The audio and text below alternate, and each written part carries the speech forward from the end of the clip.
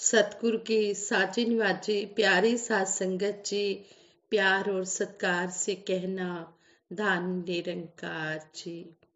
मेहरां दे साइयां मेहरां करी जा, दर ते खड़ी हां दाता, चोलियां भरी जा। तेरा मुस्कुराना मेरी जिंदगी है, मैनू कुछ पता नहीं की बंदगी है।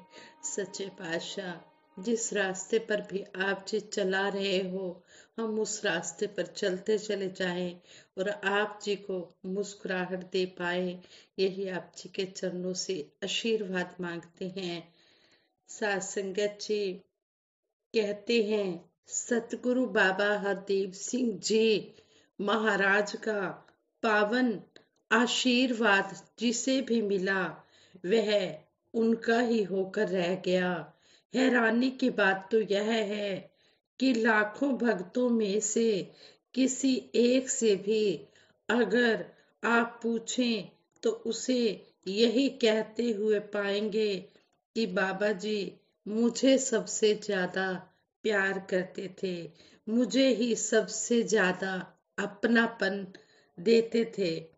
इसी तरह एक महात्मा बता रहे थे, कहते हैं कि मुझे पूज्य भूपेंद्र बेकल जी की कृपा से सतगुरु बाबा जी के दर्शन और आशीर्वाद लेने का बहुत ही सुनहरी अवसर मिले, बहुत ही सुनहरी अवसर मिले। वो यादें आज भी सुनहरे पन्नों की तरह दिल की पुस्तक में लिखी हुई है, दिल में मेरे दर्ज है। कहते हैं कि सन 1981 में दास की posting Punjab national bank Muzaffarpur Bihar में हुई। घर से दूर होने की वजह से दास वापस हिमाचल प्रदेश आना चाहता था। इस सिलसिले में दास पंजाब नेशनल बैंक के प्रधान कार्यालय संसद मार्ग दिल्ली गया, जहां महात्मा भूपेंद्र बेकल जी के साथ पहली मुलाकात हुई। महात्मा भूपेंद्र बेकल जी को Punjab national bank head office में सभी भूपेंद्र सभरवाल जी वरिष्ठ प्रबंधक के रूप में जानते थे। दास उनके ऑफिस में जाकर महात्माओं का परिचय देकर उनसे मिला तो उन्होंने सारी बातें सुनने के बाद कहा कि काम करने वाला तो निरंकार सतगुरु है। सतगुरु के प्रयास, सतगुरु बाबा हरदेव सिंह जी महाराज के पावन आशीर्वाद से और सभी महात्माओं के आशीर्वाद से दास का काम बहुत ही सहजता से हो गया। इस घटना के बाद बेकल साहब के साथ दास के रिश्तों में और ज्यादा मजबूती आनी शुरू हो गई। दास जब भी निरंकारी कॉलोनी दिल्ली महात्मा भूपेंद्र बेकल जी से मिलने के लिए जाता तो दास को देखते ही वे बहुत ज्यादा खुश हो जाते। दास का भाव हमेशा यही होता कि बेकल साहब जी बहुत बिजी हैं, इसलिए धन निरंकार करके वापस लौटने की सोचता तो वे तुरंत अपनी सीट से उठकर खड़े होते और मुझे हर बार यही कहते, चलो महाराज जी के दर्शन करते हैं। जितनी बार भी दास उनसे मिला, हर बार वे सतगुरु बाबा हरदेव सिंह जी महाराज के दर्शन करने व आशीर्वाद प्राप्त करने का सहज माध्यम बने। एक बार की बात है, जब दास बेकल साहब जी के साथ सतगुरु बाबा हरदेव सिंह जी महाराज को नमस्कार करने गया तो बाबा जी के साथ वार्तालाप यानी कि बातचीत का अवसर भी मिल गया, बात करने का मौका भी मिल गया। दास को बाबा जी के साथ बात करके बहुत अच्छा लगा। उसी समय एक महात्मा एक महात्मा इंग्लैंड से आए हुए थे।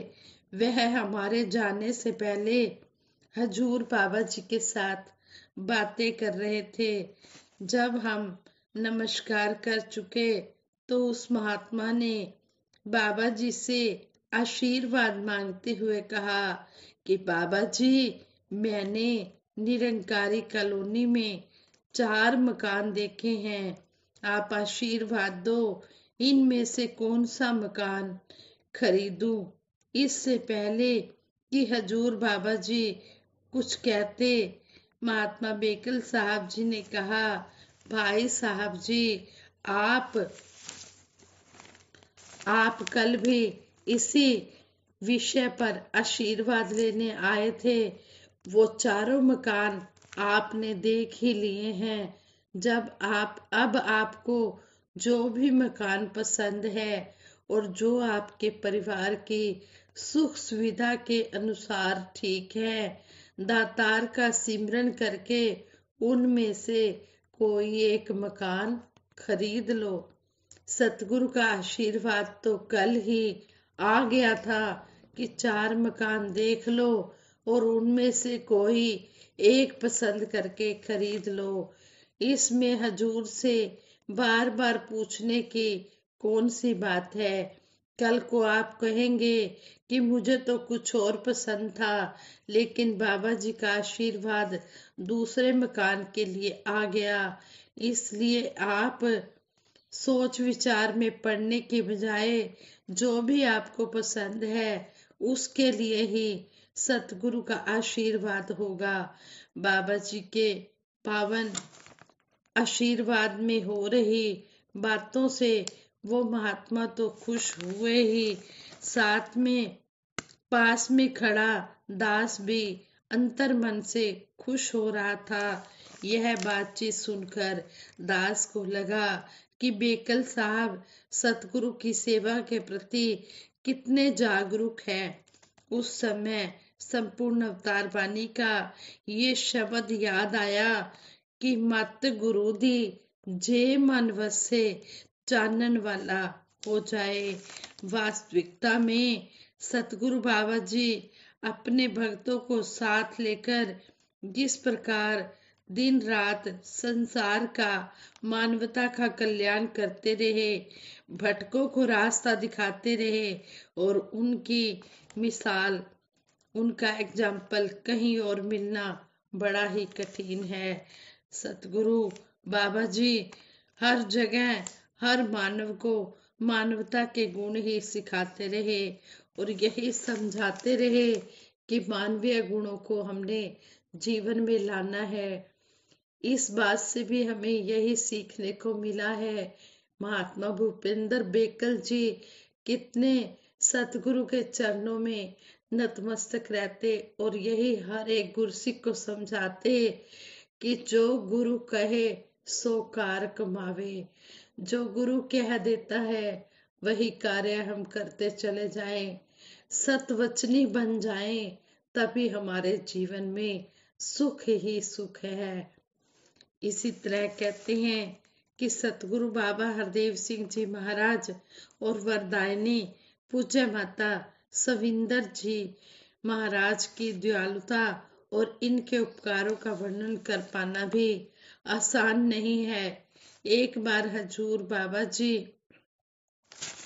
बहन इंदु गुगनानी भुवनेश्वर उड़ीसा से जो बहन है, इनके घर आए हुए थे।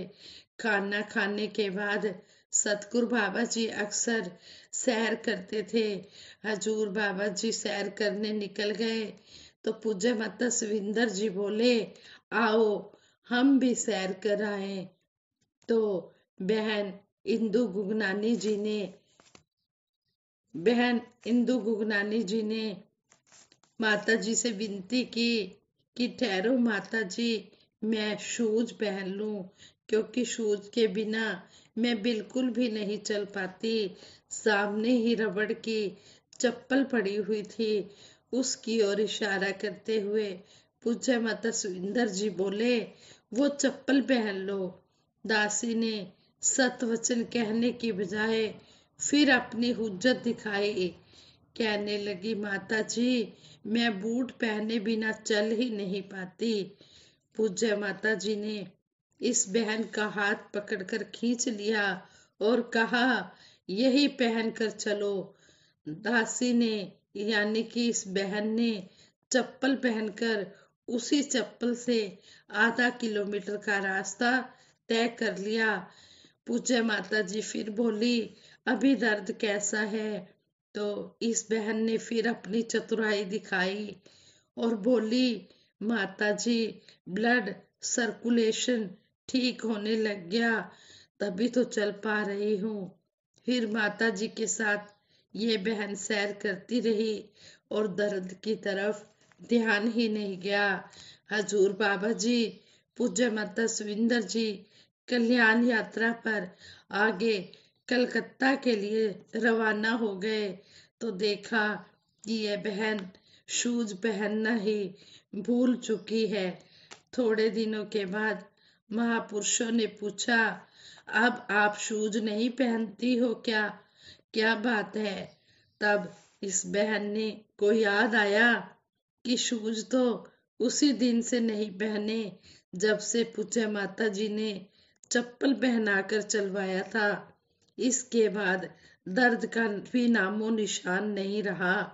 वरदायनी पूज्य माता सविंदर जी थोड़े ही शब्द बोलते थे और उन थोड़े से शब्दों का चमत्कारिक प्रभाव हुआ करता था। वाक्य में ही इनके चंद शब्द बोलने से ही इंसान का भाग्य संवर जाता था। कहते हैं कि ये बहन कहने लगी, ऐसे ही कई बातें मैंने और बहनों से भी सुनी थी कि हमारा भी दुख दर्द पूज्य माता सुविंदर जी ने दूर कर दिया है। हकीकत में ये सतगुरु की दिव्य शक्तियां लेकर आई थी। पूज्य माता सुविंदर जी निरंकारी सतगुरु माता जी के रूप में भी प्रकट हुए। समय बीतने के साथ इनकी ताकतों का हम अनुमान लगा सकेंगे कि यह कितनी विशाल थी और कितने विशाल होकर हमें आशीर्वाद देते रहे। ये बड़े ही कृपालु और विशाल दिल वाले पूज्य माता सुविंदर जी महाराज थे, जो बाबा जी के साथ कंधे से कंधा मिलाकर 36 साल चलते रहे और फिर बाबा जी के ब्रह्मलीन होने के बाद भी इन्होंने ही हमें संभाला और 2 साल और 2 महीने फिर सतगुरु रूप में प्रकट होकर इन्होंने सारी मानवता को संभाला और एक पल के लिए भी इन्होंने आराम नहीं किया। आज वक्त के सतगुरु माता सुदीक्षा जी महाराज भी दिन रात सत्य का प्रचार करने में लगे हुए हैं। एक पल का भी आराम नहीं, बिल्कुल भी। किस तरह है ये दिव्य शक्तियां हमेशा मानवता के कल्याण के लिए ही आती हैं और मानवता का कल्याण करते चले जाते हैं। आओ हम दातार से यही आशीर्वाद मांगे, सच्चे बादशाह जिस तरह भी आप जी हमें चलाना चाहते हो, जिस रास्ते पर भी चलाना चाहते हो, हम उस रास्ते पर आप जी का हाथ पकड़कर चलते चले जाएं। जो जो भी शिक्षाएं हमें मिल रही हैं हम उनको जीवन में धारण करते चले जाएं, सत वचन कहते चले जाएं। कहते हैं जो गुरु की बात को हूबहू मान लेता है, सतवचनी बन जाता है, फिर उसके जीवन में कोई किसी प्रकार की भी कमी नहीं आती है। इसलिए हम सिर्फ ये बोलों तक ही सीमित ना रहे, सुनने तक ही सीमित ना रहे, इसको हम कर्म रूप में भी ढाल पाए। कर्म जिसका बोलता है सच्चा वो प्रचारक है, जो स्वयं को ही सुधारे सच्चा वो सुधारक है। हमने अपना सुधार करना है, अपने आप को सुधारना है। ये नहीं कि हमने अपनी तरफ ध्यान नहीं देना और दूसरों को उपदेश देने लग जाना है। नहीं, सतगुरु सच्चे पातशाह हमें समझा रहे हैं कि हमने स्वयं का सुधार करना है। पहले हमने अपना सुधार करके फिर औरों को जोड़ना है और जोड़ने वाला काम करना है। सभी को हमने प्यार देते चले जाना है। ये जो नाम रूपी रंग है, ये बड़ा ही पक्का रंग होता है। जिसके ऊपर ये भक्ति का रंग लग जाता है, फिर कभी भी उतरता नहीं है। ये बड़ा ही मजीठा रंग, मजबूत रंग, पक्का रंग होता है।